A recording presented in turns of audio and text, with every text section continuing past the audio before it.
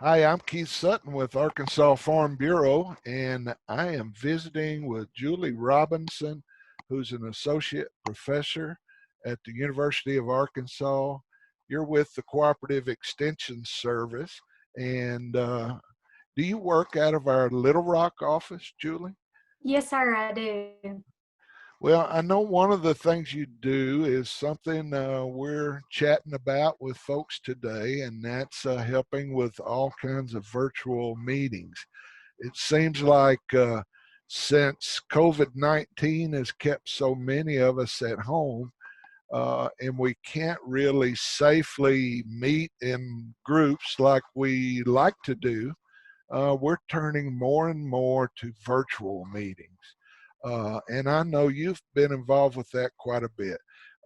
Tell us a little bit about maybe some of your recent meetings you've had and how those went. Were they successful? Are people attending? And so forth. So I have, ever since COVID-19 and probably around March, whenever we started telecommuting, our virtual meetings as far as within the department and one-on-one really is almost a daily interaction. But the benefit that I see is that it not only allows me to interact with my colleagues that I normally would have gotten to talk with face to face just in the office, but I've actually met more often with colleagues across the state that I wouldn't have been in the same location with, but also across the region and across the country. So there's been an increase in collaboration and leveraging of all of our resources and efforts. To still continue to serve our clientele and deliver educational programming. Some other more broad-based educational programming that we have continued to work on is about a year ago, I was able to start a virtual field trip project funded by NRCS and delivered by the UA System Division of Agriculture Cooperative Extension Service, called the Soil and Water Conservation Virtual Field Trip Series. And that is over a 3-year period. We're going to deliver 13 to 14 virtual field trips, mostly highlighting our soil and water conservation efforts. So hopefully we've delivered 5 so far, or 6, and we're getting ready to deliver another coming up in August. And so hopefully folks have seen those. We've highlighted several of our cooperating farmers, especially through our Discovery Farm program. So with Dr. Daniels and Dr. Sharpley, Lee Riley, Matt Fryer, Mike Hamilton, several of our folks and the farmers and cooperators, and also collaborators with NRCS and other folks that we get the opportunity to work with daily.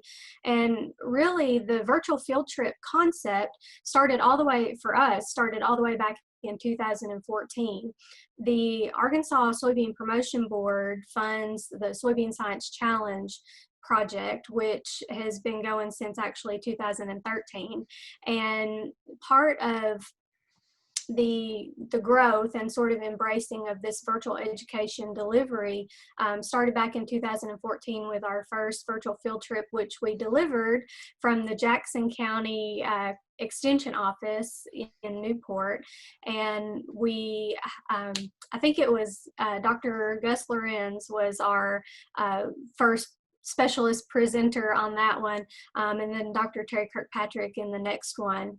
And we were able to deliver about 1 a year, but we wanted to find an opportunity to deliver virtual education opportunities like that a little more often. And so just like I said, last year NRCS provided that opportunity, and we're really excited to get to work with them.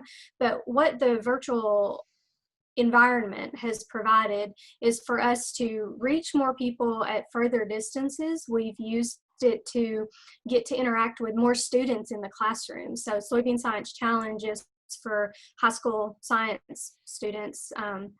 And so we have also used the soil and water conservation series to continue that. And so we'll create a lesson plan that goes along with each of the virtual field trips and make those available to high school science teachers to use in the classroom, whether that be face-to-face or virtually.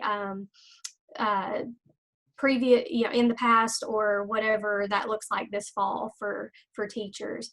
And but it I'm sorry, that was my email. I should have closed that. That's all right.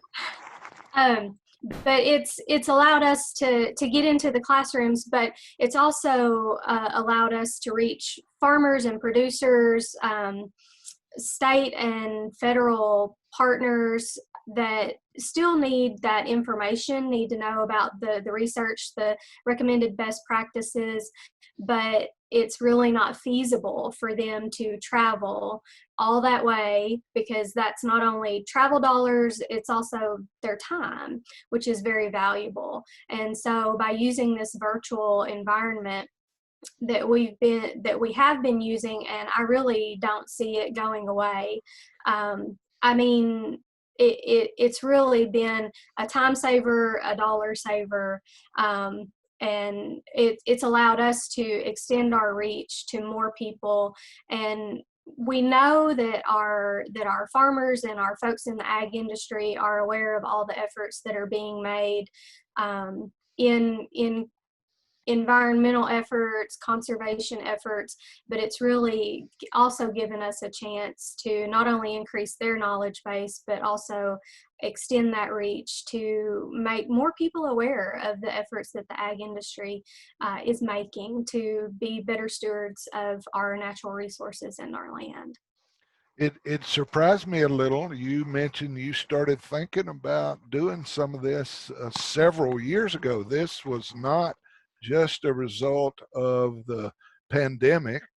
You were already thinking along these lines, and perhaps that's one reason the Cooperative Extension Service seems to be out there at the forefront of trying to do these types of virtual meetings with our farmers and ranchers and just general folks too. Yes, sir. We've had an extremely supportive administration, first with Dr. Cartwright and now with Dr. Scott. Our COO, Sam Boyster, has been insanely supportive of our technology, and really he's the one that invested in Zoom, which is our platform of choice. There are many others, but that's just the one that we use. And so Sam invested in that back in 2012.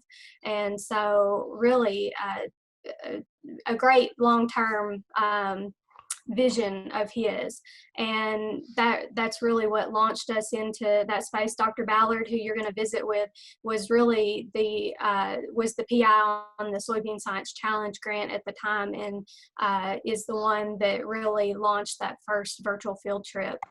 And so I'm excited for you to get to visit with her, and she'll offer some insights as well. But yeah, we've been doing this for a little while with great administrative support in the past, and I don't see that changing anytime soon. But I think there are some things that really can't be replaced with virtual. There are some face-to-face sessions that we're just going to have to wait until we can all be together again, no matter what that looks like, to be able to carry those forward. But I think that our current situation, even if we hadn't already been doing this, it has really given us the opportunity to step back and be a little more creative and innovative. And it's made some folks uncomfortable, but they've kind of gotten past that to continue to serve. And that's what we're here for, is to help Arkansans improve their quality of life, no matter what that educational delivery looks like.